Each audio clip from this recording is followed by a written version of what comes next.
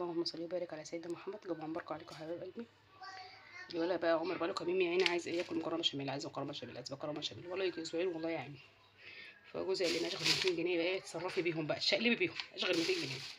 نزلت بقى جبت كيلو مكرونه اهو ب 24، جبت كده كيس خلطه بشاميل ب 12 جنيه، جبت ايه ب 8 جنيه دقيق، ما كانش عندي ايه بتاع بريل مواعين، جبت بريل مواعين، وجبت كمان حاجات عشان اغسل هدوم المدرسه، اوكسي سايب كده، وجبت 3 جنيه مرقه، وجبت تاني بقى ايه، جبت ايه بنات.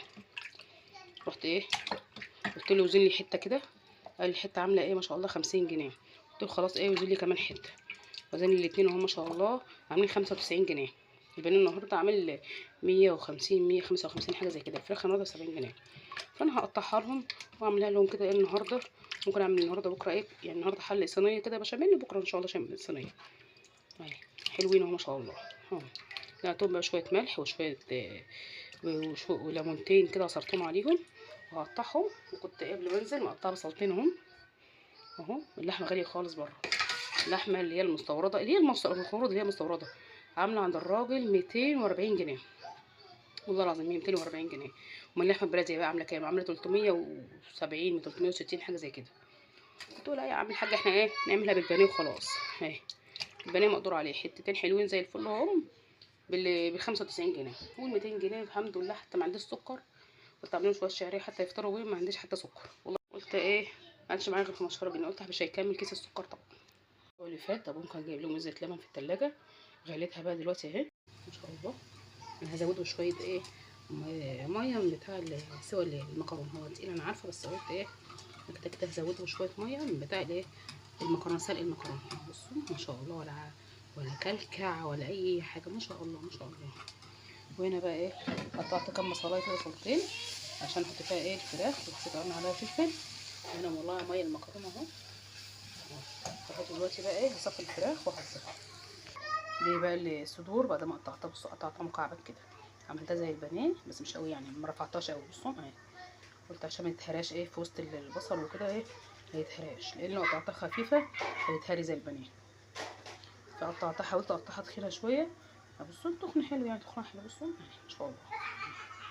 ودول ايه دول الصدرين بقى هحطهم دلوقتي ايه على البصل اللي انا مقطعه. بسم الله ما شاء الله ما شاء الله باذن الله. بقى ايه اعمل بقى ايه صينيه النهارده كده صغيره، برضو ايه بكره صينيه.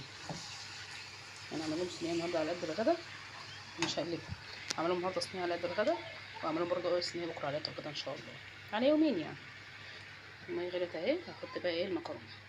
حطيت بقى المكرونه اهي حطيتها في الصينيه عشان اعمل في المكرونه. حطيت شويه بشاميل اهو، حطيت شويه حته جبنه، ودي حطيت عليها شويه بشاميل اهو.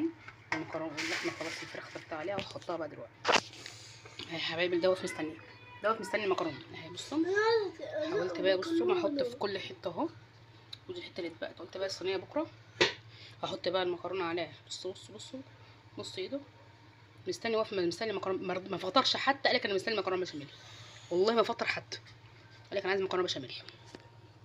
عشان خلاص خلصتها اهو، واحطها في الفرن. انا بحاول احط في كل حته عشان ايه لا احطها كده حتت صغيره اهي.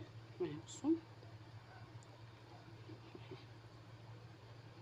هحط بقى المكرونه التانيه. بصوا بقى انا رصيتها ازاي، ورصيتها بصوا رصه ايه، هحط بقى عليها البشاميل اهي. حطيتها بقى في الفرن اهي.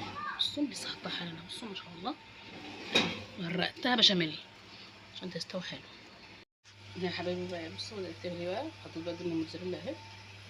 بصوا ما شاء الله. بصوا شلت الصاجه لان عندي بوتاجاز اصلا ما شاء الله. بصوا حطينا جنبها شويه زيتون كده. بصوا ما شاء الله اهي. انا ما حمرتش، انا خدت حته بس ادوقها ان هو العيال زي ما هي. بصوا هاتي يا عمر كده شوكه، هاتي يا قطي كده الشوكه. حاضر يا حبيبي والله قاعد مستني. بصوا اهي والجبنه ساحت بقى وجميله خالص خالص. بصوا اهي انا ما شفتهاش قوي عشان ايه. بصوا اهي ولا اتحرقت ولا اي حاجه، زي الفل والله اهي. هحط لهم بقى في الاطباق دلوقتي عشان قاعدين مستنيين بيضربوا بعض.